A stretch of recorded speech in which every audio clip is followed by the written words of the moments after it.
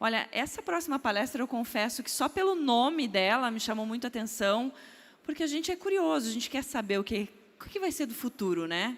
Pois é, essa palestra aqui que vocês vão acompanhar se chama Tecnologias Emergentes, o que você ainda não sabe e que vai mudar nossa vida.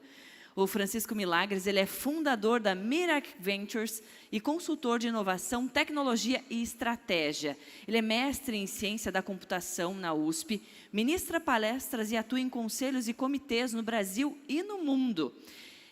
Então, eu tenho certeza que essa palestra vai prender vocês aqui e eu quero chamar para o nosso palco Francisco Milagres, bem-vindo. Obrigado. Boa tarde, pessoal. Tudo bom? Eu já sei que um percentual aqui deve estar com aquela piadinha na cabeça, então depois eu entro nessa abertura. Milagres, sim, me perguntam. Eu já fiz um e tem 14 aninhos, ele vai aparecer uma foto aqui na apresentação. Quem quiser os slides já pode seguir esse link, depois no final ele se repete, milagres.com/seniortech, quem está online também. A gente tem aqui 45, 50 minutos, depois pode bater um papo, bem que a gente tem tempo para perguntas, eu fico com vocês aqui depois, para contar um pouco do que eu tenho visto e feito com negócios que a gente pensa em futuro, tecnologia, estratégia e inovação, que já está mudando o nosso mundo e que muda o nosso dia a dia e que vai mudar muito rapidamente ainda, o que a gente vê às vezes em ficção científica, em séries e que naturalmente vai mudar a nossa vida. Talvez vocês podem levar insights para o nosso dia a dia, para a vida de vocês, ou para contar em casa, dar um bom assunto para o final de semana. Eu vou trazer uma provocação aqui, conectando muito com o começo da minha carreira. A gente fala de dev, de programação, eu sempre falo que no começo da minha carreira, meu primeiro computador, eu ganhei com 11 anos de idade, na época meu pai falou que dava para comprar um carro. Eu me lembro que na época a gente falava que, do mesmo jeito que hoje a gente visita o Vale do Silício, vai visitar as empresas de tecnologia, ou algum tempo atrás a gente via de empresas que visitavam os outros negócios para visitar o data center, né? Quem lembra aqui da expressão, vou visitar outra empresa que comprou um computador novo, um data center? Eu me lembro lá em casa, com 12 a 13 anos, meu pai recebia alguns colegas de empresa, os 2, 3 caras com a pastinha que visitavam o PC, que estava numa salinha em casa ali, para começar a explorar tecnologia, inovação e BBS, né? Alguns colegas falaram aqui de começo da internet, BBS. Se a gente puxar mais para trás, Assembly, a gente cada vez mais acusa a nossa idade, mas eu não sou tão velho assim. E o principal desafio quando a gente olha a inovação e tecnologia é que, no começo, as primeiras palestras, a gente falou muito de pessoas, né? No final, a tecnologia é muito o meio e não só o fim para isso. E esse primeiro exemplo aqui vai conectar muito com vocês, porque eu me lembro que teve um banco que eu trabalhei há um tempo, e uma das ideias que a gente tinha era como é que a gente agilizava o processo de segurar as fraudes. A gente via muita coisa acontecendo, a gente fazia parte de grupos que a gente chamava de contra-inteligência para reagir rapidamente a ameaças, a fraudes, e a gente, alguns colegas pares de outros bancos, a gente se infiltrava para poder usar ataques hackers do ambiente do white side, não no dark side, para investigar o que eles estavam fazendo. E um dos dias a gente teve uma bela ideia de, na época da fusão dos dois bancos, eram 12 servidores, não era nem na época virtualizado. A gente falou, vamos pegar o que está acontecendo com esses bancos de dados. A gente manda, eram os servidores web, um log de web trends, a gente mandava para um SQL à noite. De manhã a gente colocava algumas análises de testes, basicamente era acessos na conta para tirar extrato vindo do leste europeu, alguém que sempre entrava com um comportamento diferente para poder ver se tinha extrato a aplicação e testava sacar a aplicação, ou seja, um teste muito estranho. E a gente pegava os IPs que faziam as fraudes dos 3 dias anteriores e cruzava com as bases de acessos que vinham tirando extrato. Ou seja, a chance de ser uma fraude potencial era muito grande. A gente tomou uma decisão de levar isso para o ambiente de produção direto, né? Nunca ninguém fez isso, a gente direto para o ambiente de produção. Porque a gente falou, cara, se eu pedir autorização, vai ter que chegar no Papa, ele não vai autorizar e eu não vou conseguir segurar esse dinheiro aqui. Coloca na produção, 12 servidores, a gente testa o que vai acontecer em uma semana. Depois de um tempo, alguém viu aquela curva da fraude cair. E falou, cara, das duas, tem alguma coisa errada na medição, ou chama alguém que fez isso, porque a gente tem que dar um prêmio. Quando descobriram que eram 3 caras na área de resposta a incidente, um white hat hacker que a gente tinha traído para o grupo, e programamos isso de madrugada em 3 dias, a gente quase perdeu o emprego por algumas razões. Primeiro, porque a gente subverteu a regra e fomos direto para a produção. 2, porque a gente não falou para nenhum chefe que a gente ia fazer e ninguém assumiu isso junto com a gente. E terceiro, porque tinha alguém na área de tecnologia com 10 vezes aquele valor que a gente segurou com um projeto para colocar em produção. Ou seja, a gente estava pisando no calo de alguém. Mas, cara, pessoas, né? Ou seja, a gente estava incomodando, mas no final era a tecnologia que resolveu uma dor que era fraude de dinheiro que estava saindo da conta. A gente queria resolver um problema. Ou seja, como é que eu faço isso com tecnologia? Girl with the mousy hair, but her mommy is yelling no, and her daddy has told her to go, but her friend is nowhere to be seen. Now she walks through her sunken dream to the seat with the clearest view, and she's hooked to the silver screen. But the film is a sad thing for she's lived it 10 times or more. She could spit in the eyes of fools if they ask her to focus on sailors fighting in the dance hall. Oh man, look at those gay men go. It's the freakiest show. Take a look at the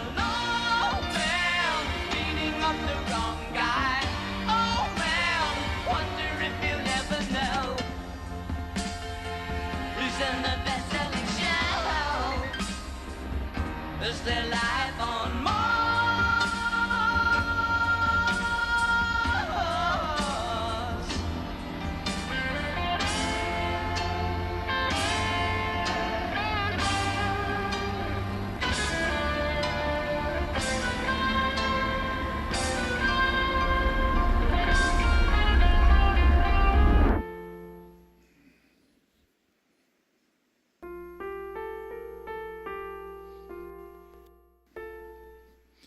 Quando a gente olha desafios de tecnologia, duas grandes áreas que a gente se conecta, a gente vê muito, resolvem dores muito grandes, distantes do nosso dia a dia. Uma delas é a exploração espacial, e outra delas é na área militar.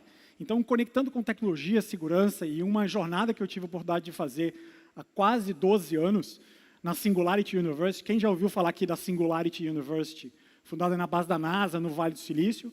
Em 2011, eu tive a oportunidade de fazer um programa nessa instituição, numa das primeiras turmas de executivos. E eu me lembro que, naquela época, eu conheci um grupo de colegas que a gente falou, cara, a gente não vai sair daqui com esse monte de energia e motivação e voltar para casa e falar de exploração de minerais em asteroides e impressão 3D em ambiente de microgravidade, porque era isso que estava acontecendo lá. Eu já tenho 3 amigos que são astronautas, um deles ficou 6 meses na estação espacial, tem uma foto no meu Instagram, tem boas histórias, algumas que ele não pode nem contar e eu não posso contar. Tem história de clientes e projetos que a gente pode falar no café ou bater um papo depois. E até porque eu não bebo, então talvez eu não vou ser forçado pelo nível etílico a contar algumas histórias. Mas a exploração espacial traz muita exploração para a gente olhar o futuro disso. E eu vou mostrar um videozinho rápido de provocações que tecnologias emergentes me permitiram olhar isso de forma diferente e me provocar a fazer alguma coisa diferente do que eu fazia no passado. Então, as conexões com o que a gente tem hoje no presente, naquela época, inclusive, eu tinha acabado de implantar um sistema da Senior num cliente, eu era do outro lado da mesa, os desafios de tecnologia, de inovação, e como que empresas como essas iam mudar o mundo, e uma delas foi essa instituição, que eu vou mandar rapidinho um vídeo aqui e mostrar essas conexões com o nosso dia a dia.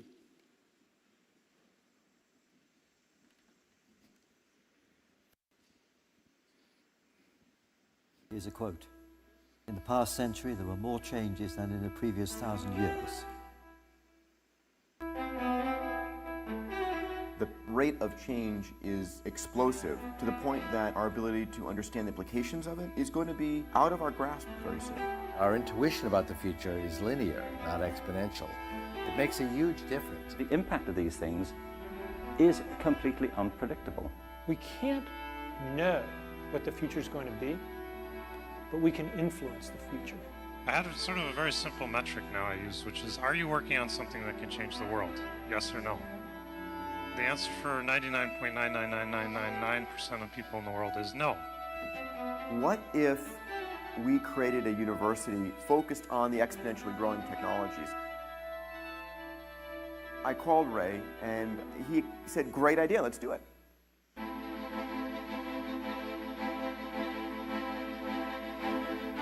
Welcome to SU. Pleasure to have you here. Ray?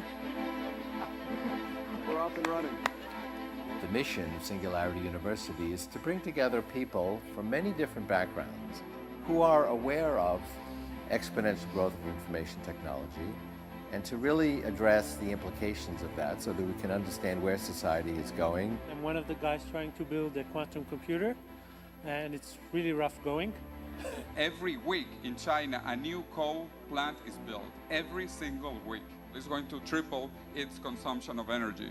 The idea behind the team project was having these incredible students actually put their learning to work.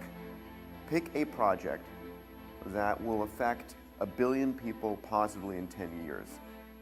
If we could generate 10 ideas, can they impact 1 billion people? Can they positively impact 1 billion people? Think about that, the fact that literally a group of students can touch the lives of 1 billion people today. 30 years ago, that would have sounded ludicrous. Today, we can point at dozens of companies that have done just that. Can we inspire people to focus on it long enough and hard enough to go and make it happen? I think 9 weeks to change the world is an awfully big burden. We think we are going to sit here as a group like 40 people and agree? That's naive. If you don't like the idea, then that's it. Forget the disagreement. Let's just be friends and work together. This doesn't work like this. You've got to do 3 things to be successful. You've got to create like a god, command like a king, and work like a slave. Changing anything that we've done for decades is risky. Once we stop taking risks, we basically have hampered our ability to innovate. The world's biggest challenges can be solved. That's a mindset.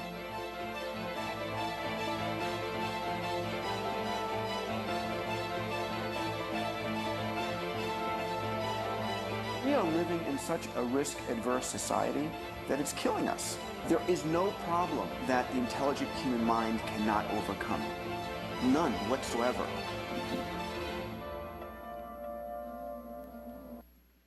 A gente traz uma provocação que, assim, quando a gente sair de um programa como esse, ou de um treinamento como esse aqui, a gente volta para casa e fala, cara, eu não posso só sair com essa energia, com esse conhecimento, sem aplicar alguma coisa e colocar na prática para poder fazer isso, né? E aí, muito desse exemplo que está aqui, inclusive, coincidentemente, vai se materializar amanhã num evento que a gente vai fazer dentro da Sênior, num time interno, em que as pessoas passaram por uma jornada como essa, que está nesse livro, Transformações Exponenciais. Depois, quem baixar os slides, eu mando um resumo dele, que é basicamente um método que a gente criou e abriu. Tem um livro, tem tudo aberto na internet, de como prototipar e testar ideias usando tecnologias exponenciais para resolver dores, sejam da nossa startup, do nosso negócio, ou de uma grande empresa. A gente já rodou centenas desses ao longo do mundo e a gente espalha esses modelos para poder buscar essa inspiração em como usar tecnologias emergentes, exponenciais, para permitir que negócios como esse, que alguns de nós a gente vê como ficção científica, de fato vão virar realidade. Alguns de vocês viram aqui também inteligência artificial, a gente olhou muitos exemplos, eu vou trazer exemplos da sequência que a gente vê de tecnologias impactando negócios, a gente chama dos 6Ds. E vou mostrar exemplos, alguns que eu conheço os fundadores, conheço os times, participei de projetos, ou ajudei a conceber diretamente, que envolvem essas tecnologias. E um outro dos desafios que a gente traz aqui não é só uma tecnologia que está crescendo exponencialmente, não é só um negócio que usa inteligência artificial, biotecnologia, nanotecnologia, redes de alta velocidade. Tem negócios que usam mais de uma tecnologia como essa, que cresce exponencialmente. E aqui na palestra do Vini, um pouco antes, ele mostrou alguns exemplos do Museu da História da Computação. Eu já fui 3 vezes no museu, e é sempre legal, porque cada vez que a gente vê uma sessão lá, inclusive, de HDs. Se o Vini estiver vendo aqui, ele vai lembrar. A seção de HDs e de espaços que vão diminuindo de tamanho, aumentando de capacidade, ela tem um espaço ainda vazio nas paredes, para cada vez mais você coloque novos pendrives, HDs, memórias, para poder colocar esse espaço de backup e de inclusão ali no espaço que cada vez mais vai abrir oportunidades, né? Eu estava lembrando, algum tempo atrás, eu tinha meus backups de faculdade, mestrado, eram 17, 18 gigas, que eu mandava para uma instância do Glacier, da Amazon, eu pagava 17 centavos de dólar para poder manter isso. Eu falei, vou tomar uma decisão, vou mandar para um outro servidor, que eu tinha um espaço, no Proton, na Suíça, que é seguro e estava testando, e vou deixar uma cópia local nos HDs, que eu tinha, por acaso, em Porto Alegre. Coloquei nos HDs, cifrei e deixei lá. Na mudança que eu fiz no começo do ano, falei, vou deixar esses HDs, junto com alguns discos, algumas chaves de segurança de backup, com uma pessoa que trabalhava comigo, porque está mais seguro do que mandar num carro de mudança. O que aconteceu foi, a única casa que perdeu, carro, casa, tudo, e a minha caixa de HDs, de backups cifrados foi a dela. Em resumo, eu estava até contando para os colegas aqui, né, o meu nível de paranoia de segurança, quando a gente olha tecnologias como essas, que talvez no futuro breve vai ser possível quebrar a criptografia desse HD, eu pedi para ela transmitir em vídeo para mim a cerimônia de tacar fogo nos HDs. Ou seja, no nível de paranoia, talvez faça sentido mostrar para ela que é isso que a gente faria se fosse um banco, né? Então, talvez um momento que teria testes, na prática a gente teria feito, alguém falou de backup, um processo de descarte também de informação é bom se ele é bem testado, né? Quando a gente olha tecnologias exponenciais, o objetivo também, quando a gente fala do aspecto de pessoas, em alguns momentos é reduzir o uso disso, né?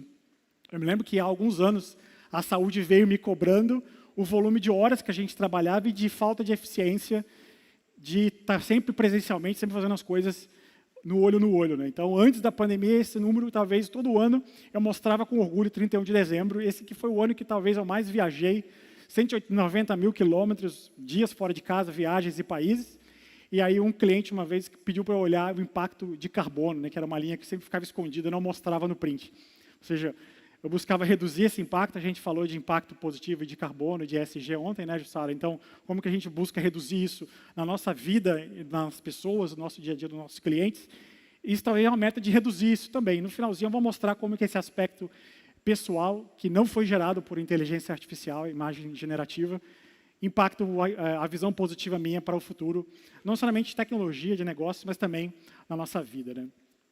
A referência, quando a gente pensa isso, é Gordon Moore, é um dos fundadores da Intel, como foi colocado aqui recentemente na palestra anterior, e que mostra que tecnologias e processos e produtos que são baseados em dados e informação, em média, a cada um ano e meio, dobram de capacidade de processamento, enquanto reduzem à metade o seu custo de produção.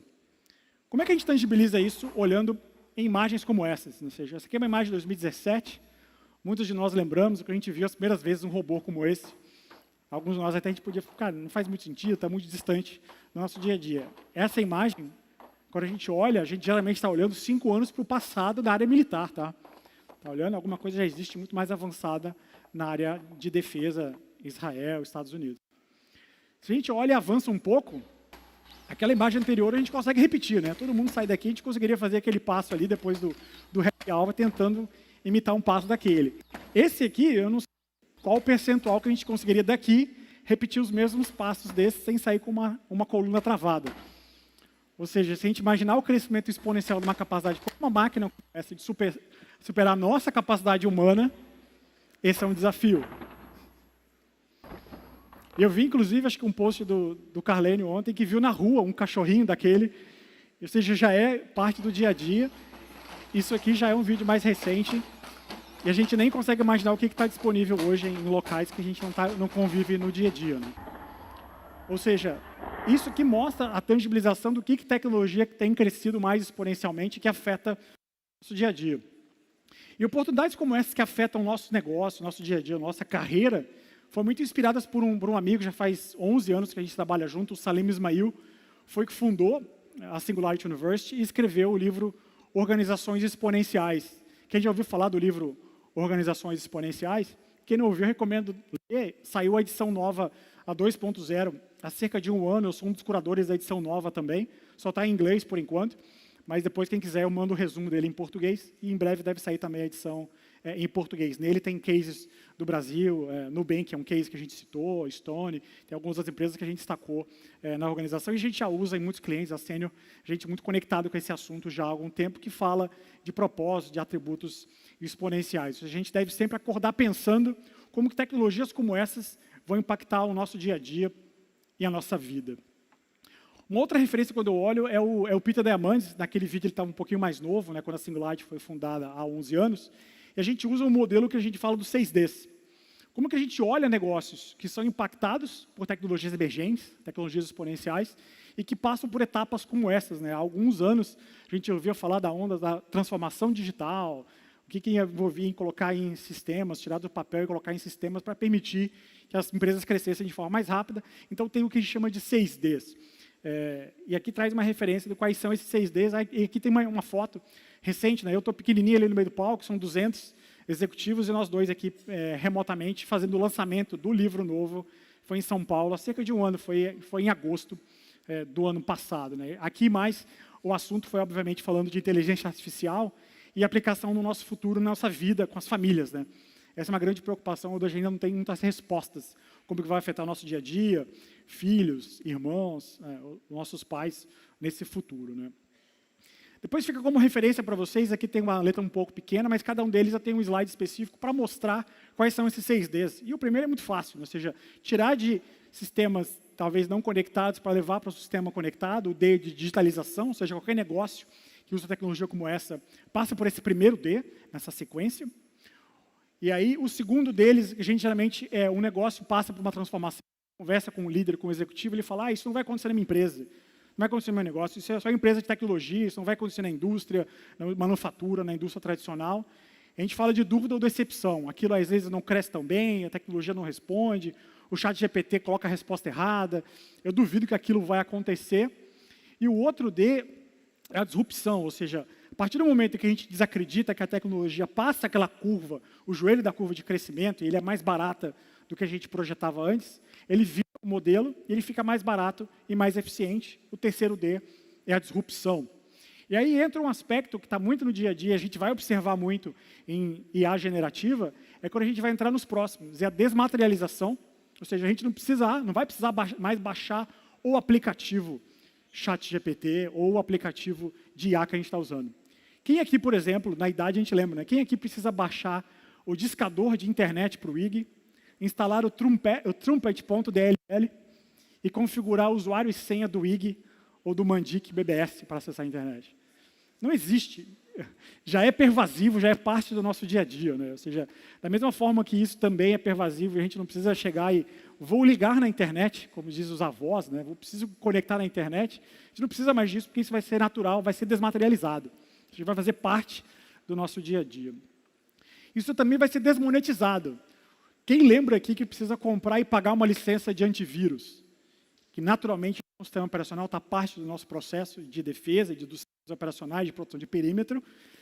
Hoje ninguém mais ganha dinheiro, talvez, quanto tanto ganhava anteriormente, porque isso faz parte do sistema nativo das proteções de perímetro. Não vai precisar mais instalar um aplicativo separado, ou comprar, por exemplo, o exemplo que para muitos não faz sentido, mas um guia impresso da 4 rodas para poder viajar no final de semana e achar os bons restaurantes. Alguns riem, porque a gente lembra da idade, alguns lembram dos pais que tinham isso. Eu também usava isso, não sou tão velho assim. E quando a gente pensa no último, a democratização, ou seja, isso vai estar tão aberto, tão democrático, que vai fazer parte do nosso dia a dia. A gente nem vai lembrar que tinha alguém aqui falando desse assunto no dia de hoje. Vai fazer muito parte do nosso dia a dia, né? Todo mundo já conhece esse rapaz? Mr. Sam Altman?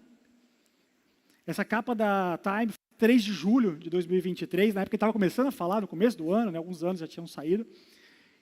E esse aqui é um milagre, né? Todo mundo pergunta, tem 14 anos, na época ele tinha 13. Dia 8 de julho de 2013, que eu fiz uma provocação com ele? No começo do ano a gente começou a usar ChatGPT, e ele trouxe para mim alguns resumos de livros e de coisas na escola que ele precisava usar, e eu sabia que tinha ChatGPT pela estrutura que a gente lê o texto, né? Aquele parágrafo no final encerrando, aquela estrutura narrativa de um texto no ChatGPT. Falei, o que você está fazendo?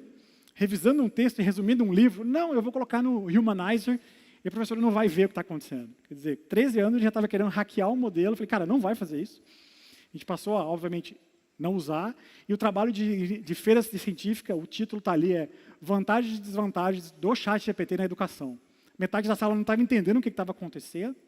E hoje também foi uma referência, depois ele leva esses assuntos para os amigos e conversa. Ou seja, isso talvez é o que a gente busca influenciar de forma positiva, pegando um exemplo como esse e como que isso muda a nossa vida, né? Então, até depois da mesma época, uma capa da Time falando especificamente de AI, e trazendo um histórico aqui, né? Na época, recentemente, saiu uma capa de AI, mas esse assunto também era há algum tempo. Quem lembra e quem comprava microsistemas? Galera, alguns lembram aqui e confirmam, né? Microsistemas eu tinha algumas. Essa aqui foi uma edição de 40 anos sobre inteligência artificial.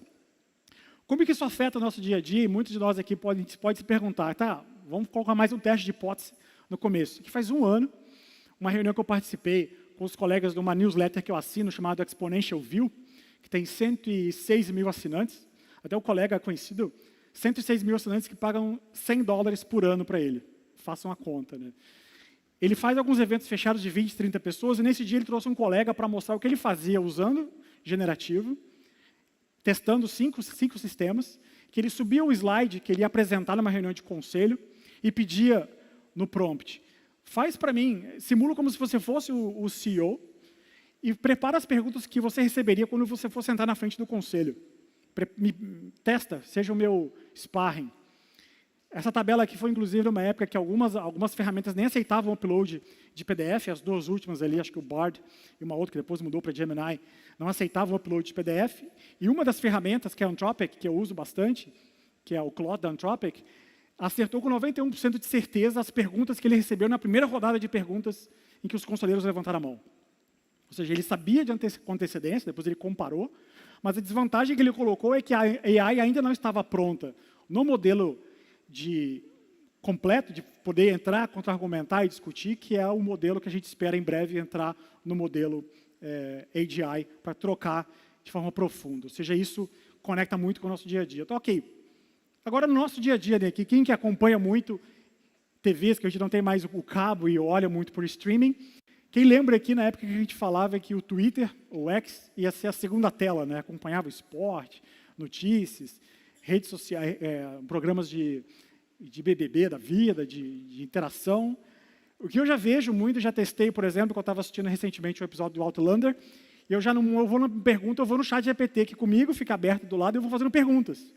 O que aconteceu nesse episódio? Não faz sentido, não quero voltar, e eu vou usando a segunda tela de uma pesquisa, por exemplo, que talvez seja uma tendência em breve, e eu usar uma IA generativa para poder ajudar nesse tipo de pesquisa.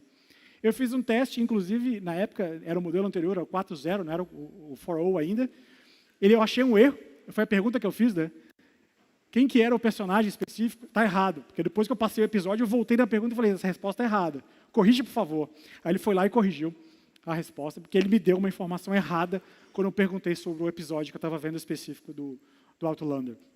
Então, outra mudança que a gente deve ver em breve é que talvez a gente não nem vai precisar fazer esse tipo de pergunta. A gente vai, por exemplo, quem tem o Fire, né, o Fire Stick, pode falar e pedir durante as conversas ou falar com o ambiente para poder ter isso em tempo de execução, ou seja, poder comprar, interagir, dar essa inteligência.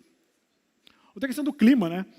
Quem lembra que no passado a gente tinha muita dificuldade em escolher qual roupa que eu vou usar, qual eu vou comprar quando eu vou viajar para algum lugar, porque eu não sei como vai estar o clima naquela cidade. Hoje a previsão do clima é cada vez mais efetiva e eficiente. Eu sei exatamente, às vezes, o horário que vai estar, que vai chover, a questão de umidade e efetividade para isso. Então, a NVIDIA é uma das empresas que tem olhado e ajudado muito negócios em que podem permitir a previsibilidade do clima num modelo cada vez mais futuro, de forma mais rápida.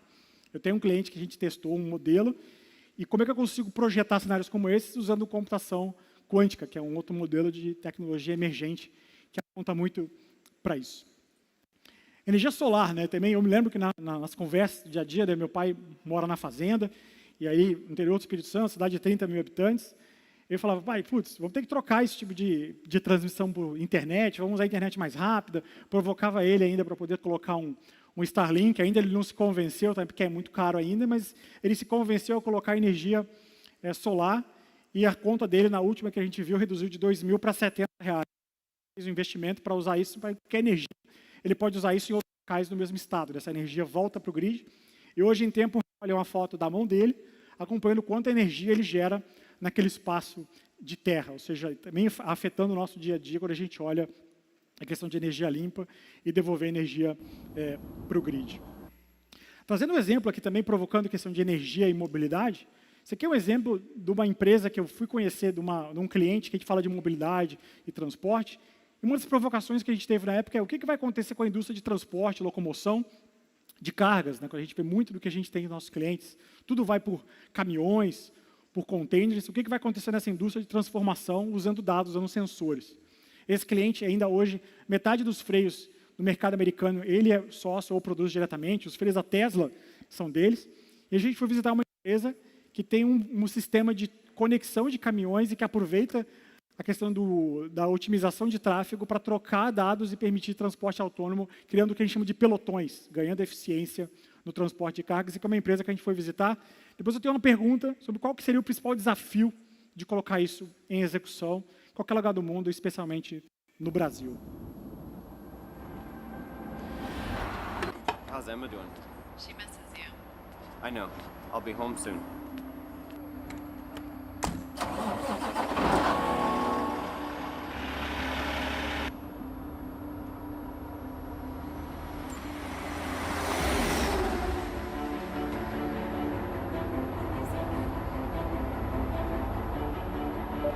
Partner available. Proceed at 54 miles per hour.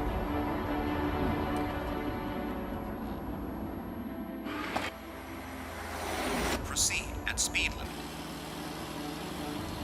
Rendezvous in 1 minute. Ready to platoon.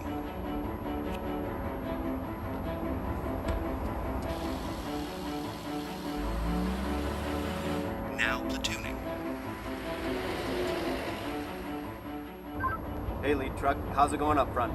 They're clearing up a jam in Grand Junction, but it should be good by the time we get there. How's it going back there? We got a Challenger coming up on us real fast. Cut-in detected. All right, the Challenger's exiting now. 10-4, where you headed? I'm going home. It's my daughter's first birthday. Before you know it, she'll be running.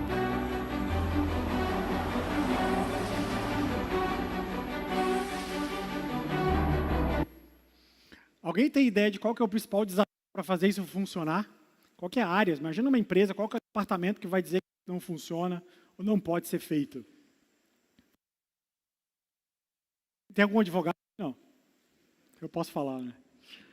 A área jurídica. Na época a gente conversou, inclusive, ele falou, o Jason, eu não lembro sobre o nome dele, ele falou, cara, você tem carga saindo de um estado A para o estado B, nos Estados Unidos, no cenário deles, né? Motoristas de cenário de estado D e E, cargas com seguros, empresas diferentes e países. Para isso funcionar é incrível. Então, imagina para isso funcionar, o aspecto é muito complexo na parte jurídica, né? E o desafio jurídico também, quando a gente olha recentemente a questão de uso de imagem generativa e de vídeos para produzir conteúdos como esse, né? Quem já usou, já ouviu falar do HeyGen aqui, né? Para poder usar em estúdio. HeyGen é uma plataforma que está crescendo bastante, recebeu mais uma rodada de investimento recente. Já comecei a usar há algum tempo para poder testar geração de voz, de conteúdo usando avatares. Eu me lembro que, inclusive, esses dias eu estava me preparando para fazer uma conferência com um cliente, microfone, câmera e tal. Aí eu me peguei pensando, eu tenho que preparar o estúdio para gravar o meu avatar. Aí você pega uma frase como essa e fala, cara, essa frase não faz sentido ainda hoje, né? Vou parar no estúdio para poder gravar meu avatar. É um vídeo de 2 minutos, num ambiente muito controlado, que eu vou treinar uma AI para repetir qualquer coisa que eu queira, usando a minha voz, baseada em um texto. E, inclusive, recentemente, essa semana, eu posso dar entonação e colocar a medição de ênfase, volume mais baixo, mais alto, tensão, alegria, durante o discurso, que ele modula de acordo com o tom de voz. Ele altera as questões faciais. Então, treinando com a minha voz, com o modelo externo, num idioma que eu não falei em inglês, eu falei em português. Oi, este é um teste pelo HeyGen com uma voz de Francisco Milagres e um avatar nativo do site. Ou de forma estranha, como ficou a minha imagem mesmo, só com uma foto. This is a new test of the HeyGen application using my voice. I hope you enjoy it. Está horrível dessa maneira, mas você imagina a tecnologia exponencial crescendo naquele ritmo do primeiro robô que eu mostrei ali, como vai estar uma tecnologia como essa ano que vem, por exemplo, nas eleições. O que vai acontecer quando a gente começar a ver imagens e vozes de pessoas que alegadamente vão falar algum tipo de conteúdo como esse, e a gente não sabe diferenciar se foi realmente aquele candidato que falou ou não com aquela voz, porque o conteúdo já está gravado e pode ser treinado para esse tipo de algoritmo. Uma outra tese que quem já ouviu falar do AlphaGo, tem um documentário no Netflix que fala muito disso, que fala muito desse modelo de usar a tecnologia para resolver desafios e treinar modelos matemáticos. E esse jogo talvez é um dos jogos mais complexos que foram treinados nesse tipo de cenário. E aí eu trago a referência do tema e depois de uma alteração que foi feita, que eu vou mostrar o exemplo aqui. Go is the world's oldest continuously played board game. It is one of Não the vou mostrar em simplest. inglês. O Go é o jogo de tabuleiro mais antigo do mundo, que ainda é jogado continuamente. É um dos mais simples e também um dos mais abstratos. Esse vídeo foi feito em 5 minutos. A dublagem e legendada foi feita em 5 minutos. E aí o mais assustador, eu me lembro que eu estava numa reunião um tempo atrás, discutindo o que esse impacto ia acontecer para a indústria de mídia e entretenimento. Depois eu mostro uma foto da reunião que eu estava ouvindo essa discussão, uma delas o Elon Musk estava apresentando um cenário e um colega meu estava olhando umas discussões.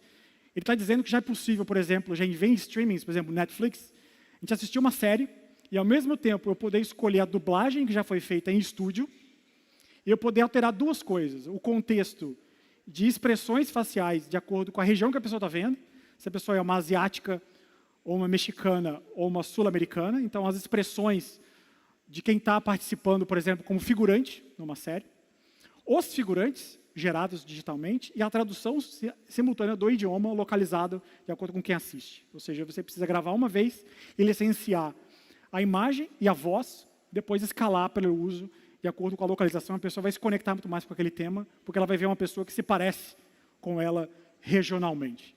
Ou seja, isso afeta qualquer tipo de setor, inclusive de mídia, no nosso dia a dia. Vamos apontar mais para o futuro. Quando a gente olha em nanotecnologia, apontando para o futuro, é um caso real e público de um cliente que teve a oportunidade de provocar. E o que eu faço para sair do modelo tradicional de negócio? Imagino que muitos aqui tenham problemas, ou porque o dia a dia, a correria, não dorme tanto. Alguns colegas até perguntam se a gente dorme tanto. A gente manda mensagem às 3 da manhã, manda às 2, responde às 6. Eu tenho um cliente que, até algum tempo atrás, ele vendia, antes da pandemia, 8 milhões de travesseiros por ano. Travesseiros da Coteminas, travesseiros da Martin. E aí uma provocação que esse cliente trouxe para a gente, essa informação é pública, né? Como é que eu consigo entrar nesse desafio em melhorar a qualidade de vida baseado em que as pessoas compram um travesseiro e elas geralmente não trocam com muita frequência, as pessoas ouvem que é importante trocar o travesseiro. Vender o modelo por assinatura não é tão eficiente, mas como é que eu consigo ganhar dinheiro com as pessoas geralmente ficando entre 8 e 6 horas por dia deitado com a cabeça num travesseiro como esse? Sensores. Então, na época foi a AWS, que fez uma parceria, um protótipo, um piloto, com o travesseiro, com sensores de qualidade do sono e usando biotecnologia para poder gerar algum tipo de informação ou espelhar algum tipo de item específico no tecido para melhorar a qualidade do sono de acordo com a necessidade. Ou seja, um desafio que entra com saúde, produtividade e vários aspectos de segurança também, né? As pessoas melhorar a qualidade de sono, trabalham mais no dia a dia, qualidade, e aí isso pode expandir a cauda para diversos negócios. Esse negócio foi parar no Kickstarter e ainda não avançou, está na fase de hipótese ainda. Quando a gente olha a computação quântica, né? Muitos de nós aqui, vamos falar que é ficção científica, não está muito no dia a dia. O que eu posso usar de computação em modelos muito mais ágeis, mas altamente complexos? Não existe ainda muita computação e computadores fáceis que a gente pode abrir uma instância, criar uma imagem, subir uma AWS ou uma Azure para poder processar em computação quântica. Não é tão simples hoje. Mas aí foi um dos clientes que me provocou, essa informação também é pública.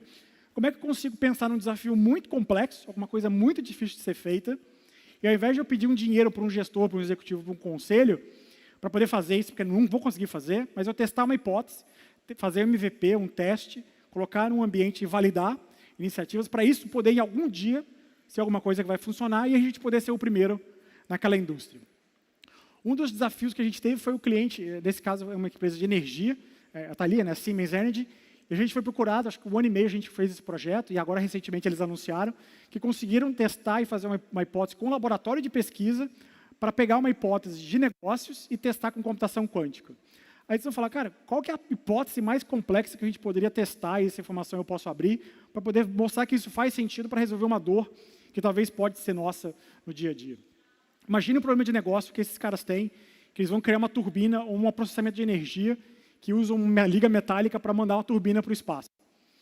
Qual que é a complexidade de fazer isso em laboratório? Eles geralmente levam 60 meses para testar uma liga metálica, mandar para o laboratório, validar nas condições de temperatura e pressão no espaço, para depois colocar na produção. A gente não pode partir do princípio em que não existe homologação para lançar uma turbina no espaço, né?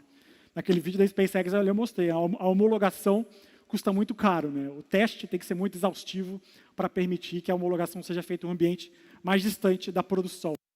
E nesse caso a gente conseguiu a aprovação de 4 PhDs e um volume grande de dinheiro para testar hipóteses, para criar ligas metálicas em 18 meses, ao invés de 60 meses. Ou seja, um ganho de mercado e de tempo colossal. E aqui até a troca de mensagens que eu tive com o time, a gente acompanha com o pessoal até hoje.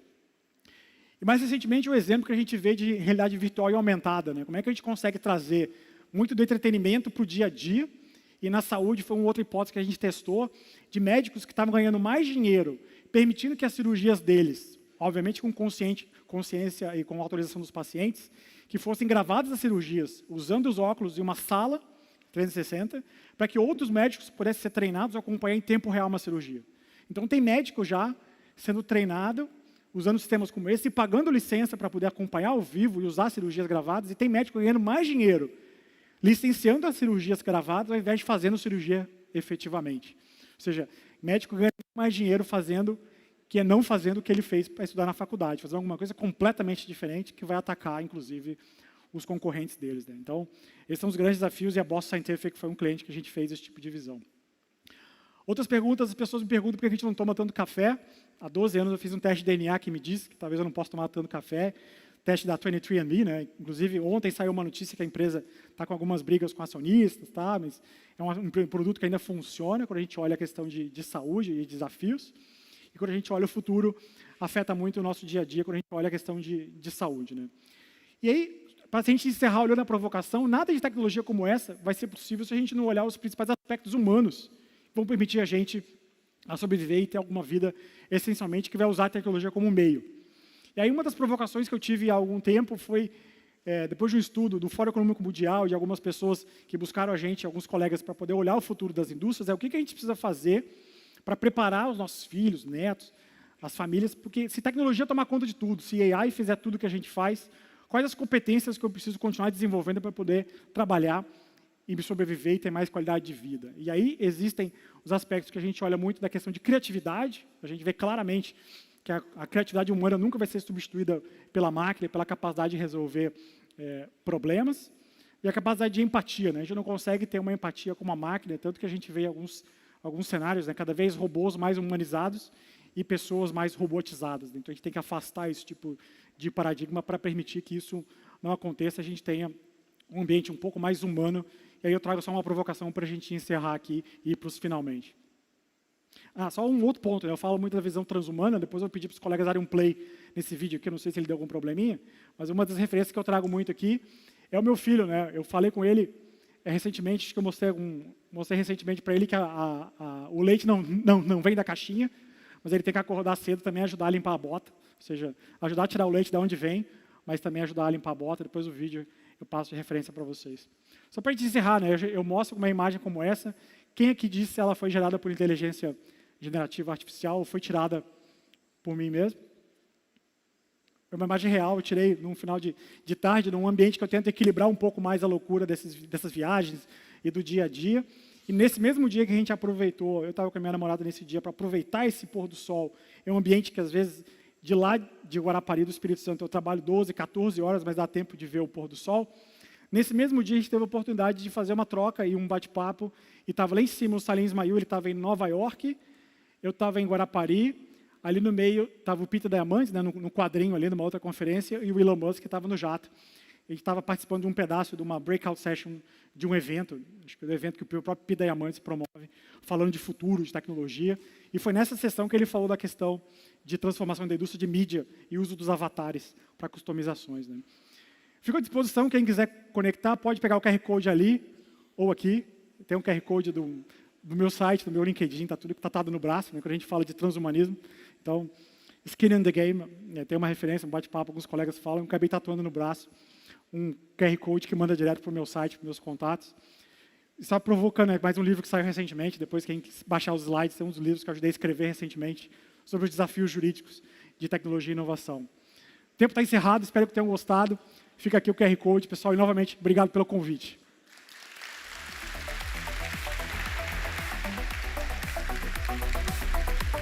A gente vai fazer uma foto.